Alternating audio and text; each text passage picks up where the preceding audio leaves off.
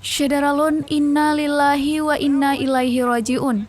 Dua warga Kabupaten Bener Meriah ditemukan meninggal dunia tertimbun tanah longsor di gubuk kebunnya di Kampung Penosan Jaya, Kecamatan Permata, Senin 11 April 2022 sekira pukul 17.30 waktu Indonesia Barat.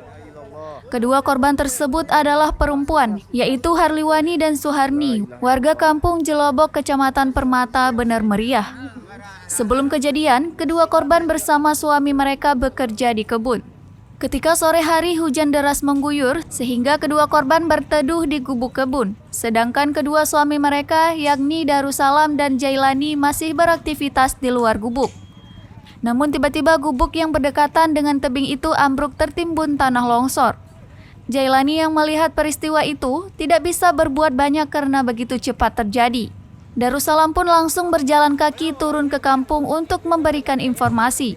Kalak BPBD Bener Meriah, Safriyadi melalui Kabid Kedaruratan, Anwar Sahdi kepada serambinews.com Selasa 12 April 2022 mengatakan, proses evakuasi dilakukan tadi malam yang melibatkan sekitar 500-an warga.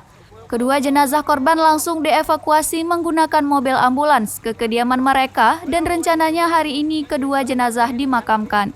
Dari Bener Meriah, Budi Fatria, Serambi On TV.